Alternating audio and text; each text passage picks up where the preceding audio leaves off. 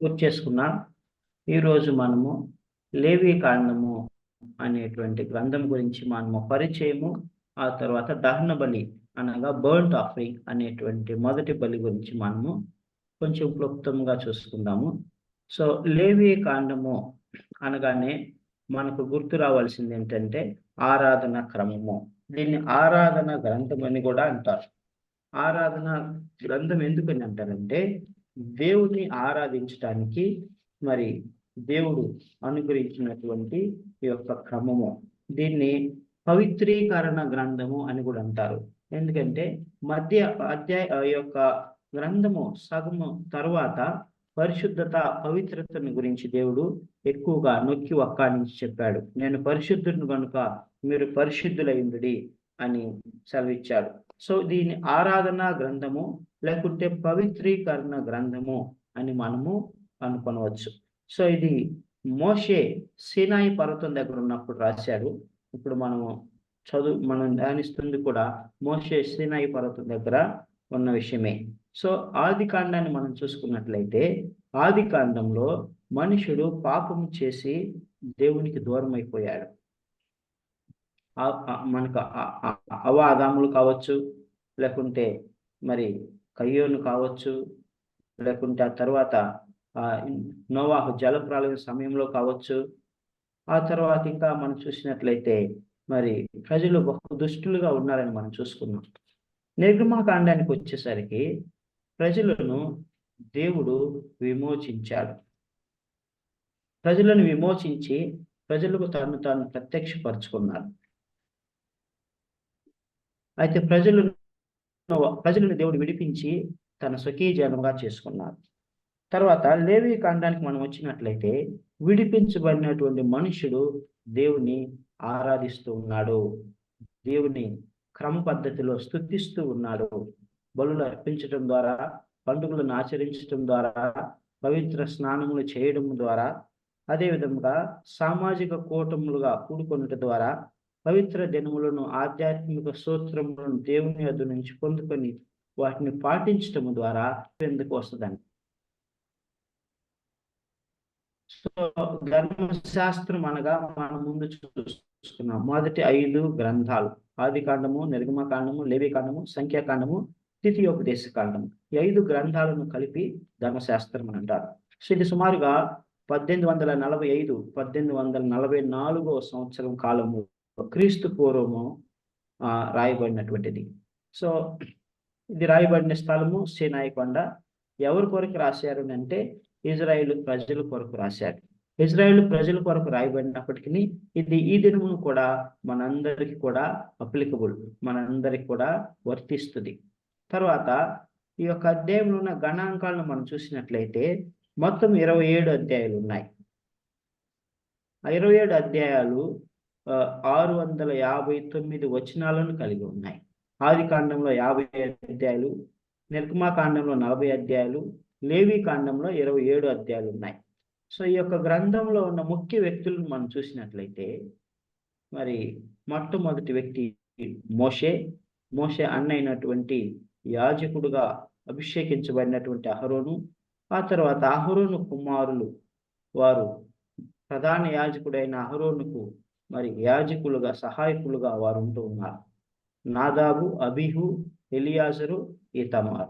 So ఈ యొక్క 6 కూడా ముఖ్య వ్యక్తులుగా మనకు ఈ యొక్క పరిశుద్ధ గ్రంథములో లేవి కాండంలో మనకు కనబడతారు. సో లేవి కాండం యొక్క ముఖ్య వచనం మనం చూసినట్లయితే 19వ అధ్యాయం, లేవి కాండము 19వ అధ్యాయము 2వ వచనం. మనం అందరం మనకు బైబిల్ తెరిచి మనం ఒకసారి చూద్దాం. లేవి కాండము 19వ అధ్యాయము 2వ వచనం. సో ఈ యొక్క వచనంలో దేవుడు ఏమంటాడంటే మీరు పరిశుద్ధులను యెహోవా ఆజ్ఞాపించిన ధర్మశాస్త్ర విధి ఏమనగా ఇజ్రాయేలీయులు కలంకం లేనిదియు మచ్చ లేనిదియు ఎప్పుడును. లేవి కాండం 19వ అధ్యాయం 2వ వచనం.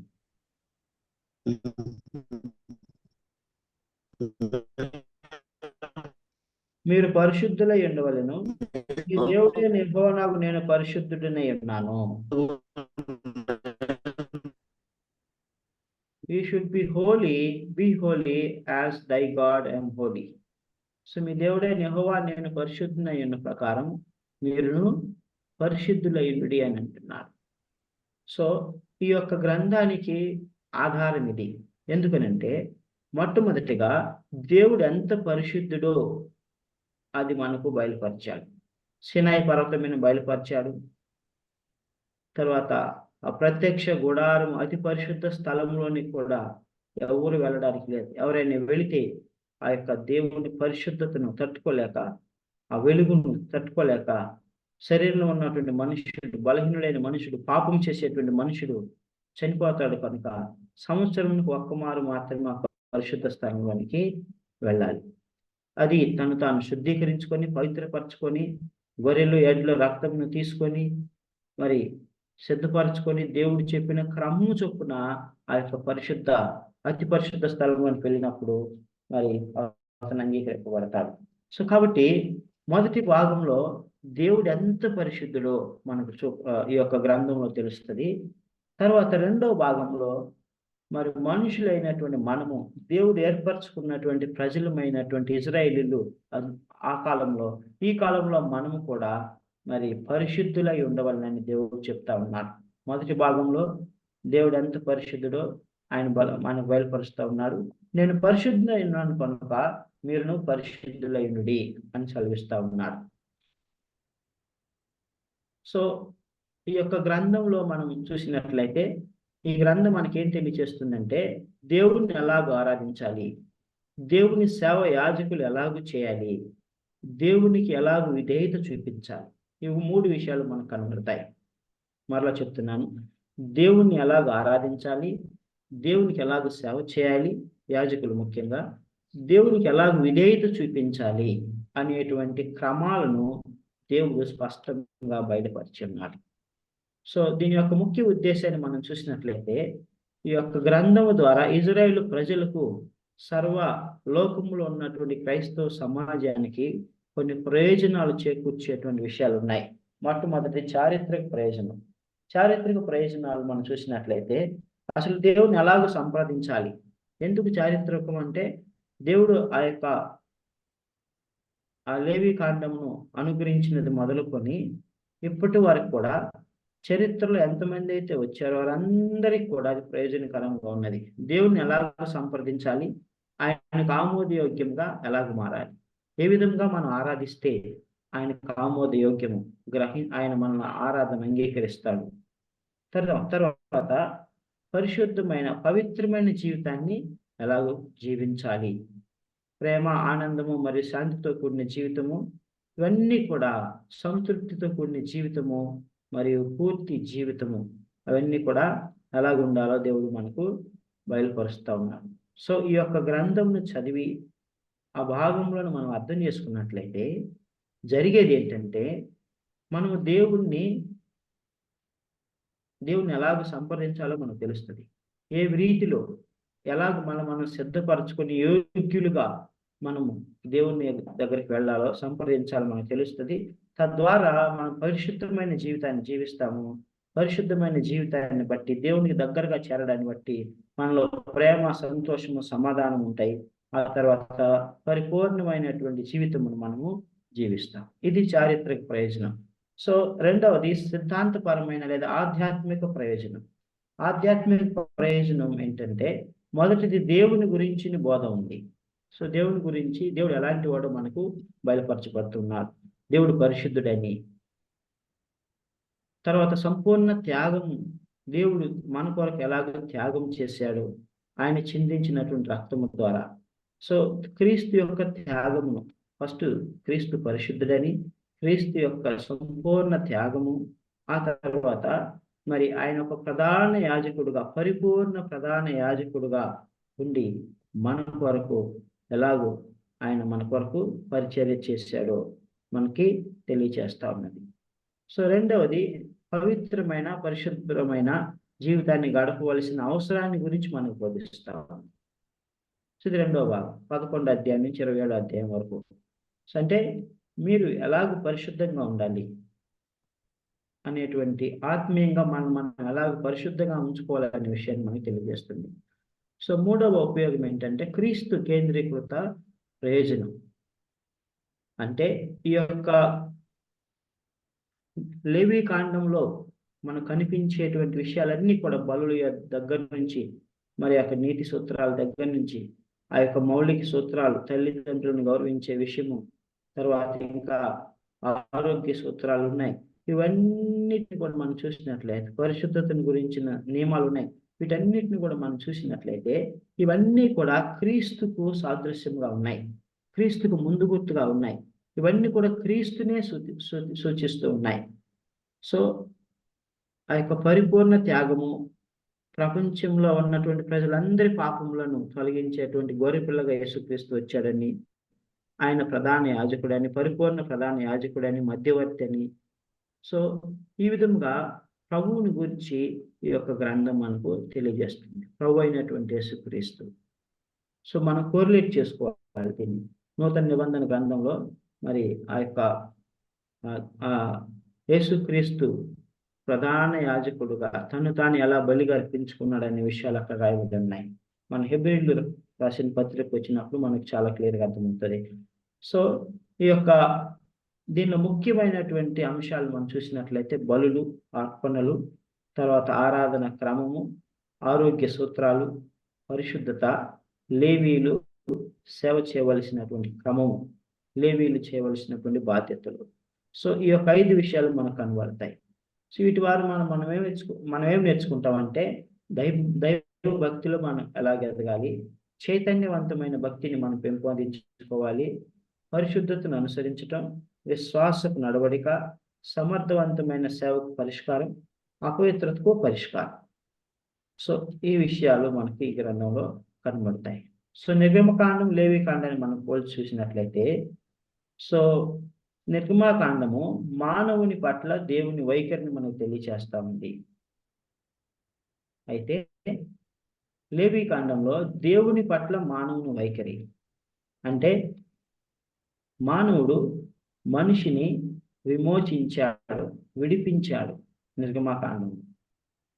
ఇప్పుడు లేవి కాండంలో విడిపింపబడినటువంటి మనుషుడు దేవునితోటి సమాధానపడి దేవునికి కృతజ్ఞతగా దేవునికి ఆరాధన చేయటం ప్రారంభించాడని. కాబట్టి దేవుని పట్ల మానవునికి ఉన్న వైఖరి, మొదటిది మానవుని పట్ల దేవునికి ఉన్న వైఖరి.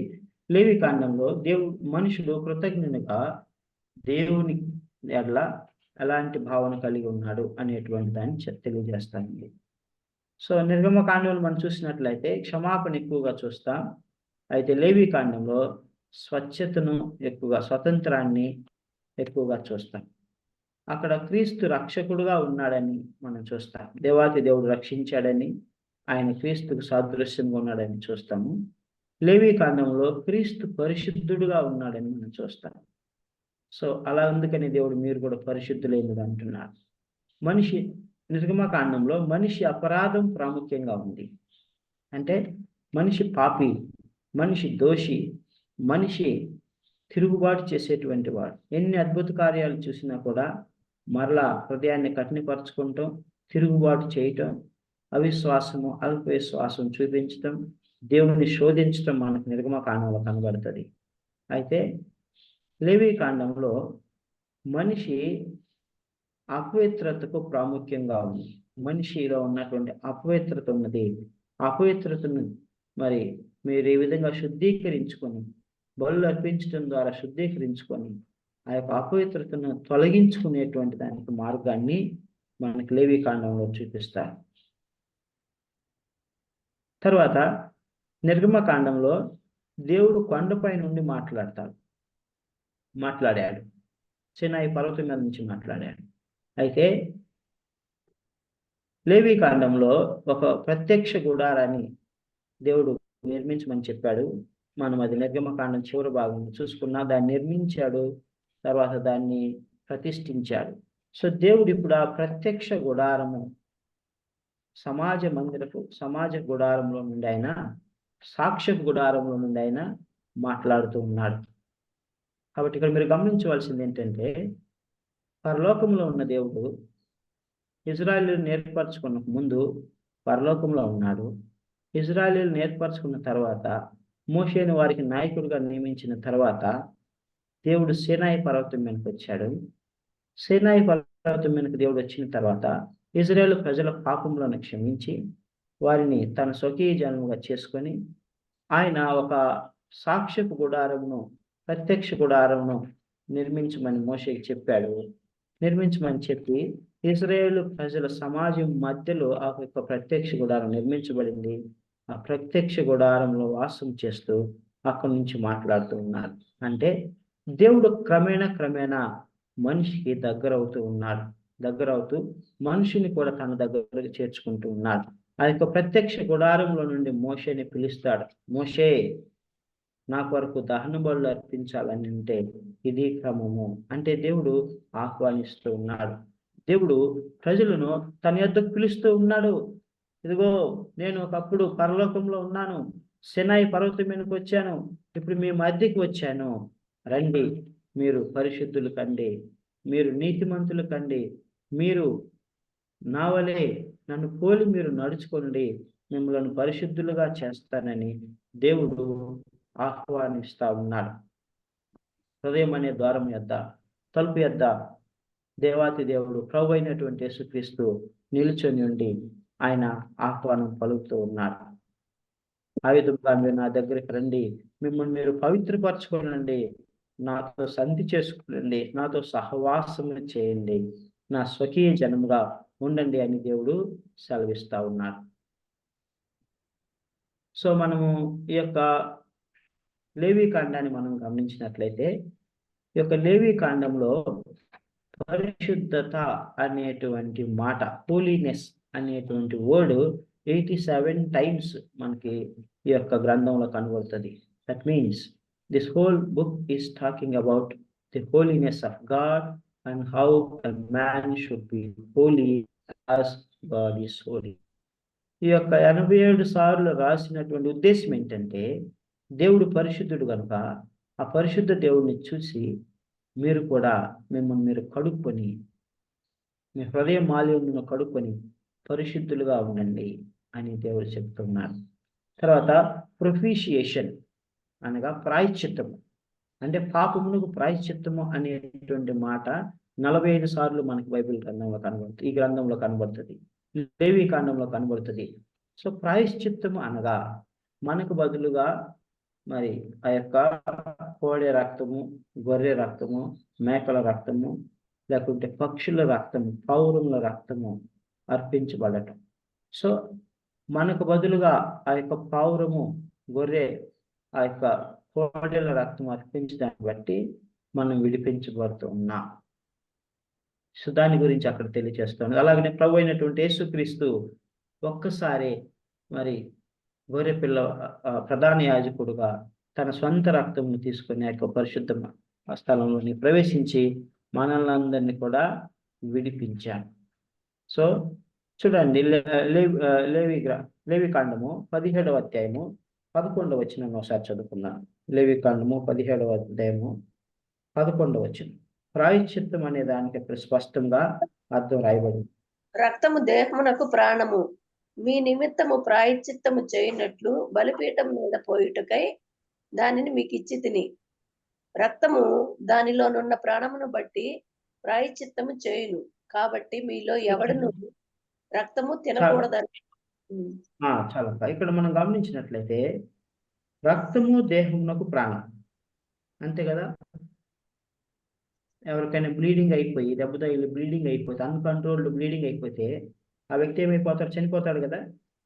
సో రక్తము దేహమునకు ప్రాణము, మీ నిమిత్తము ప్రాయశ్చిత్తము చేయనట్లు బలిపీఠం మీద పోయిటకై దానిని మీకు ఇచ్చి తిని.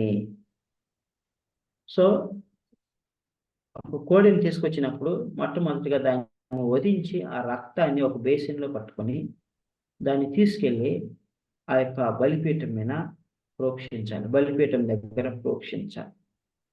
సో అలా జరగటం వల్ల ఏం జరుగుతుంది? ఇక్కడ అలా చేయటం వల్ల మీ నిమిత్తము ప్రాయశ్చిత్తము చేయనట్లు బలిపీఠం మీద పోయిటకే దాన్ని మీకు ఇచ్చి తిని, మీ పాపముల నిమిత్తమై ప్రాయశ్చిత్తము చేయుటకై ఇచ్చానంటున్నాడు. రక్తము దానిలోనున్న ప్రాణమును బట్టి ప్రాయశ్చిత్తం చేయను. This is what we should understand.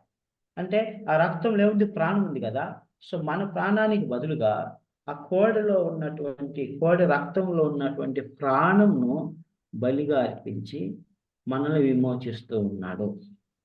That's what the meaning. That's what the Leviticus talking about. So అయితే ప్రధాన యాజకుడైతే ఒక్క కోడిని అర్పిస్తాడు. కానీ ఒకసారి ఒక ఒక వ్యక్తి కొరకు, లేకపోతే ఒక కుటుంబం కొరకు ఒక కోడిను, లేకుంటే గొర్రెను, పొట్టేలును, మేకను, పావురాన్ని అర్పించి దాన్ని తీసుకెళ్ళి బలిపీఠం మీద ప్రోక్షిస్తారు. బలిపీఠం చుట్టూ ముందు ప్రోక్షిస్తారు. సో అయితే మరి ప్రతిసారి అలాగే చేయాలి. ఇంకోసారి పొరపాటు చేస్తే అలాగే చేయాలి. సంవత్సరానికి ఒకసారి పొరపాటు చేసినా చేయకపోయినా పాప పరిహారార్థ బలిగా వారు ప్రాయశ్చిత్త బలిగా ప్రతి సంవత్సరం అందరూ కూడా అది చేయాలి. ప్రధాన యాజకుడు ఆ రక్తంను తీసుకుని అతి పరిశుద్ధ స్థలంలోనికి వెళ్తాడు. సో అయితే మరి మనం ఇప్పుడు గమనించినట్లయితే ప్రభు అయినటువంటి యేసుక్రీస్తు ఒక్కమారే తన స్వరక్తమును తీసుకొని అతి పరిశుద్ధ స్థలంలోనికి వెళ్ళి ఆయన మరి మనకందరి పాపం నిమిత్తమై ప్రాయశ్చిత్తం చేసిన వాడుగా ఉన్నాడు. ప్రాయశ్చిత్తము చేసి మరి ప్రభు అయినటువంటి యేసుక్రీస్తు సమయం మొదలుకొని ఈ రోజు వరకు కూడా, ఇంకా రాబోయే దినముల్లో కూడా ఎందరైతే ఆయన విశ్వాసం ఉంచుతారో వారందరూ కూడా పాపములు క్షమించబడి రక్షించబడడానికి ప్రభు అయినటువంటి యేసుక్రీస్తు ఒక నూతన మార్గాన్ని తెరిచాడు. బలులు అర్పించిన అవసరం లేదు. సో అహరోను యాజకత్వానికి ప్రభు అయినటువంటి యేసుక్రీస్తు మెల్కీసెదెకు యాజకత్వానికి తేడా ఏంటంటే, అహరోనేమో గొర్రెల రక్తము, కోడెల రక్తము, వేరే రక్తం తీసుకొని పరిశుద్ధ స్థలంలోనికి వెళ్ళేవాడు. ప్రభు అయినటువంటి యేసుక్రీస్తు తానే వదకు తేబడిన గొర్రెపిల్లై తన స్వరక్తంను తీసుకొని అతి పరిశుద్ధ స్థలంలోనికి వెళ్ళాడు. అహరోనేమో ప్రజలు పాపం చేసినప్పుడల్లా వారికి ప్రాయశ్చిత్త బలిగా అర్పించాలి. సంవత్సరానికి ఒకసారి అతి పరిశుద్ధ స్థలంలోనికి కోడెల రక్తం తీసుకొని వెళ్ళాలి. అది మస్ట్ అండ్ షుడ్. కానీ ఇక్కడ ప్రభు అయినటువంటి యేసుక్రీస్తు ఒకేసారి ఆయన బలిగా అర్పించాడు. అహరోను యాజకత్వమేమో ఆయన శరీరానుసారంగా ఉన్నటువంటి వ్యక్తి యొక్క యాజకుడు. అహరోను కూడా పాపం చేశాడు. అహరోను బంగారు దూడను అక్కడ చేశాడు కదా, సీనాయి పర్వతం దగ్గర మోషే 40 దినములు కొండ మీద ఉన్నప్పుడు తడవు చేయగా అహరోను ఏం చేశాడు?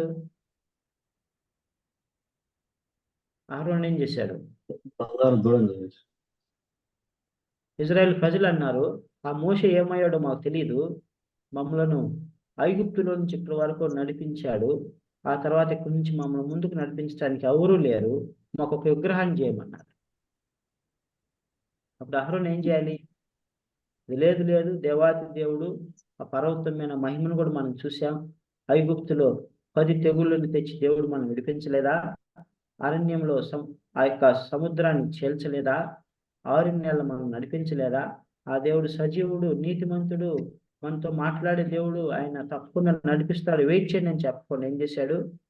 మీరు బంగారం తీసుకురండి, మీ చెవులు పోగులు తీసుకురండి, మీకు విగ్రహాన్ని చేస్తానని చెప్పాడు. సో అహరోను యాజకత్వము అసంపూర్ణమైనటువంటి యాజకత్వము.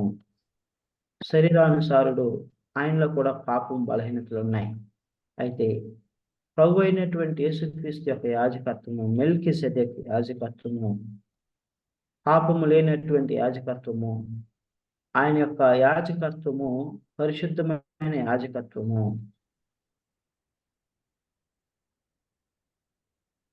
ఆ విధంగా మరి ప్రభు అయినటువంటి యేసుక్రీస్తుకు సాదృశ్యంగా ఈ యొక్క లేవి కాండంలో ఉన్నటువంటి బలులు మనకు కనబడతాయి.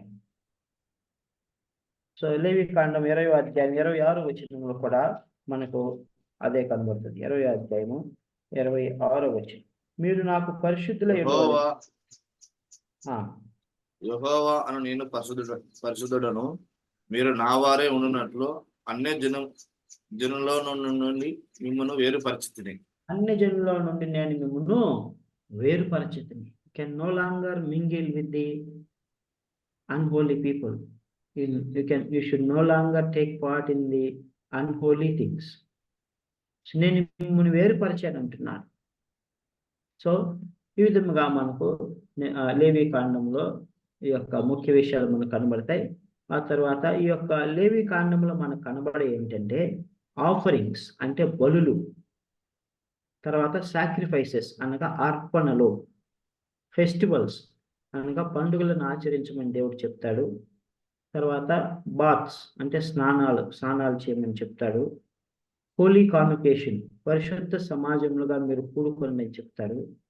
మరి కొన్ని దినాలను ఆచరించమని చెప్తాడు, హోలీ డేస్. మరియు ఆత్మీయ సూత్రాలను ప్రభు అయినటువంటి దేవుడు ఇజ్రాయేల్ ప్రజలకు అనుగ్రహించాడు. సో ఈ యొక్క లేవి కాండంలో ఇవే మనకు కనబడతాయి. బలులు, అర్పణలు, పండుగలు, స్నానాలు, పవిత్ర సమాజముగా కూడుకుంటా, పరిశుద్ధ దినములు, ఆత్మీయ సూత్రాలు. సో ఈ యొక్క బలులన్నీ కూడా దేన్ని సూచిస్తున్నాయి అంటే ప్రభు అయినటువంటి యేసుక్రీస్తుని గురించి సాక్ష్యం ఇస్తా ఉన్నాయి. The blood of goats and sheep and also bull, ఈ యొక్క ఎద్దుల రక్తము, కోడెల రక్తము, గొర్రెల రక్తము, మేకపిల్లల రక్తము, పావురముల రక్తము యేసుక్రీస్తు గురించి సాక్ష్యం ఇస్తూ ఉన్నాయి. అయితే పాపం గురించి ఏం చెప్తున్నాడంటే పాపం అనేటువంటిది ఒక పాయిజనస్ సర్కిల్, అంటే ఒక విష వలయము అని బైబిల్ గ్రంథం సెలవిస్తూ ఉన్నది. ఆ విష వలయం ఏం చేస్తుంది అంటే విషం పెట్టి మనల్ని చంపేస్తుంది, నరకానికి ఈడ్చుకెళ్తుంది. సో దేవాది దేవుడు ఆ విష వలయంలో నుండి మనల్ని విడిపించి మనల్ని రక్షించడానికై ఆయన వచ్చాడు. సో దేవుని యొక్క ముఖ్య ఉద్దేశం ఏంటంటే మనం అందరం కూడా పాపం నుండి విడుదల పొందాలని దేవుడు అది మనకు అనుగ్రహించాడు. సో ఇంకా మనం చూసినట్లయితే ఈ యొక్క లేవి కాండం యొక్క ఉద్దేశం ఏంటంటే జీవము కలిగినటువంటి దేవుని సంఘంలో జనులు ఎలాగో నడుచుకునవలెనో దాన్ని తెలియచేయటానికై దేవుడి యొక్క లేవి కాండాన్ని ఇచ్చాడు. సో పరిశుద్ధ ప్రత్యక్ష గుడారము లేకుంటే అది సాక్ష్యపు గుడారము, అదెంతో పరిశుద్ధమైనది. ఆ పరిశుద్ధమైనటువంటి సాక్ష్యపు గుడారంలో ఇజ్రాయేల్ ప్రజలు ఎలాగ నడుచుకోవాలి, ఎలాగ వాళ్ళు దాన్ని పాటించాలి అనే విషయాన్ని దేవుడు చెప్తా ఉన్నాడు. తిమోతిలకు రాసిన మొదటి పత్రిక 3వ అధ్యాయము 15వ వచనం. తిమోతిలకు రాసిన మొదటి పత్రిక 3వ అధ్యాయం 15వ వచనం కదండి. అయినను నేను ఆలస్యం చేసిన ఎడల దేవుని మందిరములో అనగా జీవం గల దేవుని సంఘములో జనులు ఎలాగో ప్రవర్తింపవలెనో అది నీకు తెలియవలనని ఈ సంగతులు నీకు రాయిచున్నాను. ఆ సంఘము సత్యమునకు స్తంభమును ఆధారమై ఉన్నది. సత్యములకు స్తంభమును ఆధారమైనటువంటి జీవము కలిగిన దేవుని సంఘంలో జనులు ఎలాగో ప్రవర్తింపవలెనో అది నీకు తెలియవలనని ఈ సంగతులను రాయిచున్నాను. సంఘం గురించి పౌలు గారు తిమోతికి రాస్తా ఉన్నాను. ఆ సంఘంలో ఎలాగ నడుచుకోవాలో రాస్తా ఉన్నాను. That's what God was also teaching to the Israelites, Levites and Moses, that how you ought to keep yourself in the tabernacle. జీవము కలిగినటువంటి దేవుని ప్రత్యక్ష గుడారంలో జనులు ఎలాగో ప్రవర్తింపవలెనో, ఎలాగో తమను తాము శుద్ధీకరించవలెనో, ఎలాగో నన్ను ఆరాధించవలెనో అవి మీకు తెలియచేటికి సంగతులను రాయిచున్నాను అంటున్నాను. అయితే మరి ఎవరు ఆ యొక్క సాక్ష్య గుడారంలో ఉండగలరు? ఎవరు ఆ ప్రత్యక్ష గుడారంలోకి వచ్చి దేవుని ఆరాధించగలరు? కీర్తన గ్రంథం 15వ అధ్యాయము 1 నుంచి 3 వచనాలు. కీర్తన గ్రంథము 15వ అధ్యాయము 1 నుంచి 3 వచనాలు.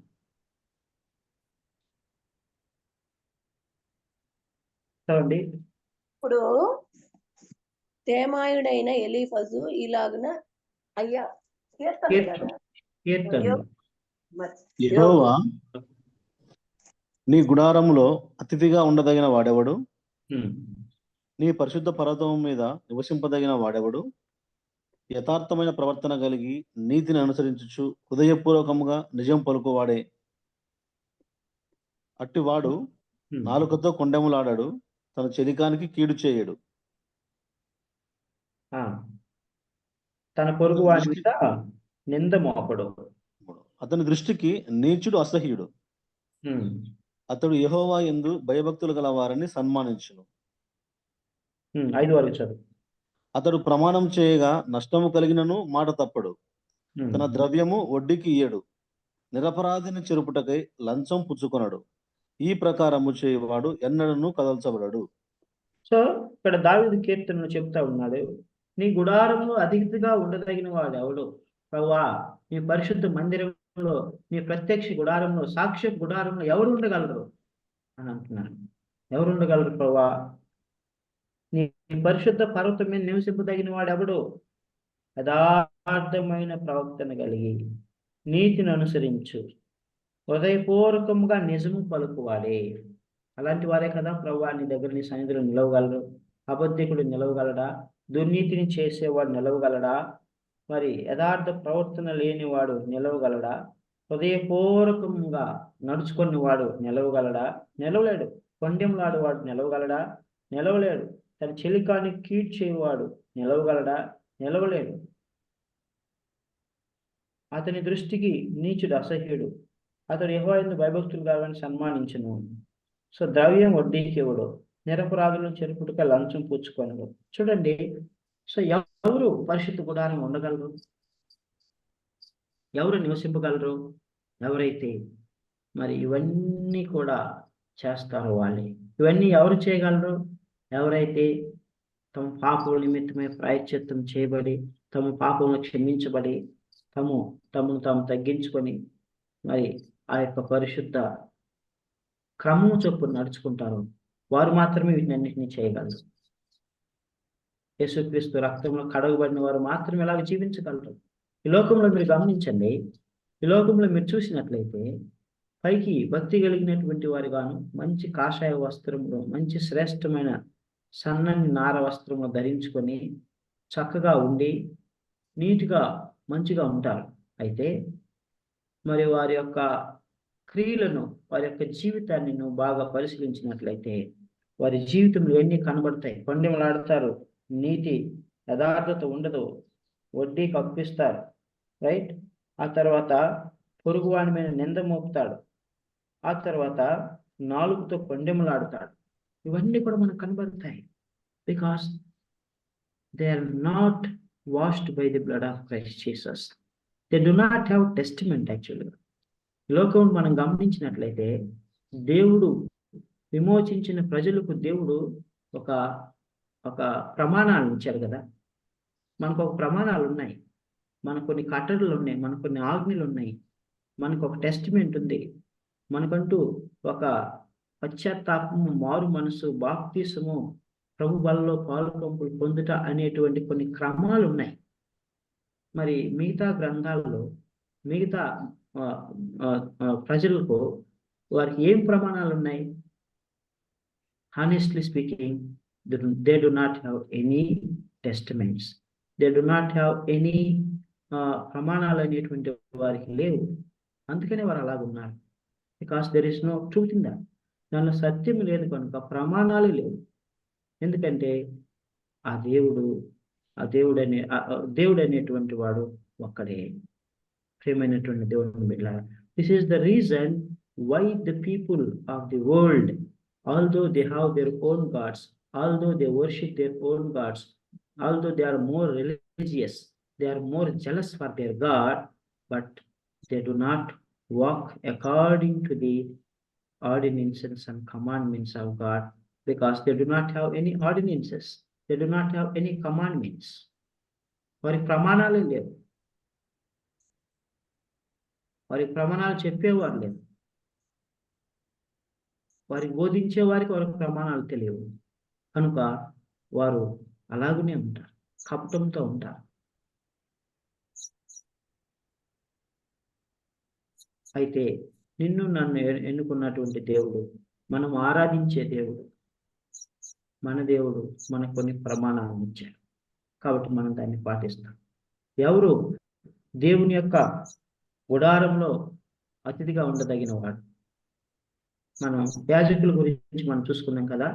యాజకులు మొదటగా ఏం చేయబడాలి? వాళ్ళు పరిశుద్ధపరచబడాలి, అభిషేకించబడాలి, ప్రతిష్ఠించబడాలి. అప్పుడే యాజకులు ఆ పరిశుద్ధ మందిరంలో పరిచర్య చేయడానికి అర్హులు.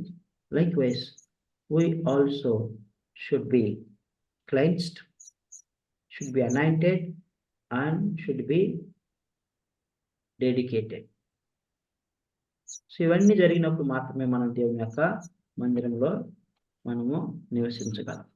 సో మరి అధ్యాయం వైజ్ మనం చూసుకున్నట్లయితే ఈ యొక్క ఒక్కొక్క అధ్యాయానికి ఒక్కొక్క శీర్షిక ఇవ్వబడింది. అదేంటంటే మొదటి అధ్యాయం ఏమో దహన బలిని గురించిన అర్పణలు, రెండవది నైవేద్య అర్పణలు, మూడో అధ్యాయంలో సమాధాన అర్పణలు పీస్ ఆఫరింగ్స్, నాలుగవది సిన్ ఆఫరింగ్ పాపపు అర్పణలు, ఐదవ అధ్యాయంలో అపరాధ అర్పణలు ట్రెస్పాస్ ఆఫరింగ్ అంటాము, ఆరో అధ్యాయంలో దహన బలి ధాన్యపు పాపపు అర్పణల యొక్క నిబంధనలు, దానికి ఈ యొక్క 3 రకాల ఆఫరింగ్స్ కి ఏమి నిబంధనలు ఇవ్వబడి కొంచెం డీటెయిల్ గా దేవుడు చెప్పాడు. 7వ అధ్యాయం అపరాధ సహవాస అర్పణలు యాజకుల భాగము వాటి గురించి చెప్తాడు. 8వ అధ్యాయంలో అహరోను అతని కుమారులు ప్రతిష్ఠ చేయబడుట, 9వ అధ్యాయంలో అహరోను బలి అర్పించుట, 10 నాదాబు అబీహు పాపం చేసి మరణం ఉంటారు.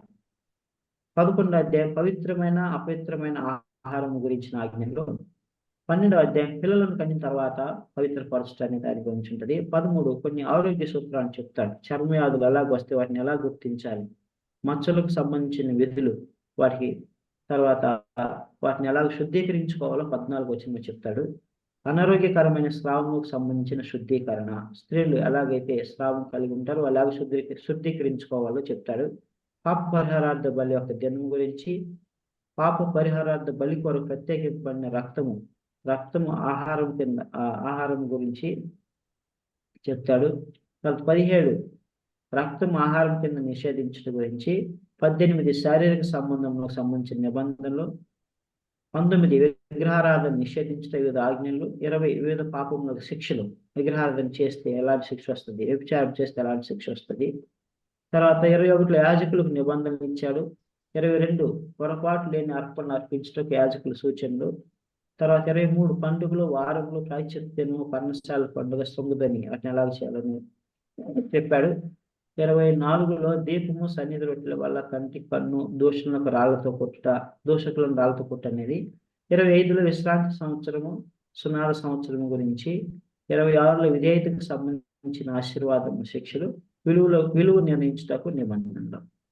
సో దీన్ని అంతటిని మనం కొంచెం కట్ షార్ట్ చేసుకుంటే ఇంకొంచెం మన కన్వీనియంట్ గా అర్థం చేసుకోవడానికి మనం చూసినట్లయితే, దీనిలో మొట్టమొదటి 1వ అధ్యాయం నుంచి 7వ అధ్యాయం వరకు మనకు 5 రకాల బలుల గురించి మనం చూస్తాం. 5 రకాల బలులు. మొట్టమొదటిది దహన బలి, రెండవది నైవేద్య బలి, మూడవది పాప బలి, 4వది సమాధాన బలి, 5వది పాప పరిహారార్థ బలి. సో ఈ యొక్క 5 బలుల గురించి 1 నుంచి 7వ అధ్యాయం వరకు మనం చూసుకుంటాము. రెండవ భాగంలో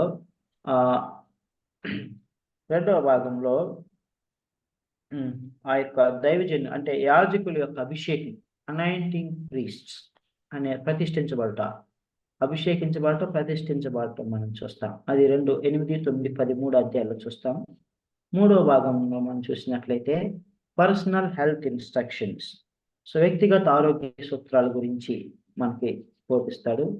4వ అధ్యాయంలో 4వ భాగంలో మనం చూసినట్లయితే తల్లిదండ్రులను గురించినటువంటి, మాతృత్వమును గురించినటువంటి సూచనలు. ఆ తర్వాత 13 నుంచి 15 అధ్యాయంలో మనకి ఏం ఇవ్వబడుతుందంటే కుష్టు వ్యాధి యొక్క పరిణామాలు, దానికి చికిత్స, లెప్రసీ అండ్ ఇట్స్ ట్రీట్మెంట్స్, ఎలాగ చేస్తే లెప్రసీ పోతుంది అనే దాని గురించి 13, 14, 15 వచనాలు కనబడుతుంది. 16వ వచనంలో ప్రాయశ్చిత్తమును గురించి ప్రభు చెప్తా ఉన్నాడు. తర్వాత 16వ అధ్యాయంలో, ఆ తర్వాత 17వ అధ్యాయంలో దహన బలుల యొక్క ప్రత్యేకతను గురించి కొంచెం వివరిస్తాడు. తర్వాత 18 నుంచి 22 వరకు సామాజిక జీవితంలో పాటించవలసినటువంటి సూత్రాలు, సమాజంలో ఎలాగ జీవించాలి అనే విషయాలను ఆ అధ్యాయాల్లో మనం చూస్తాం. 23వ అధ్యాయానికి వచ్చినట్లయితే పండుగలు, ప్రవచనాలను గురించి చూస్తాం. 24 నుంచి 27 వరకు మనం ఏం చూస్తామంటే ప్రవచనాలు, ఇజ్రాయేల్ ప్రజలకు అదేవిధంగా వారికి వాగ్దానం చేసినటువంటి కానాను గురించిన ప్రవచనాలను మనము చూస్తాం.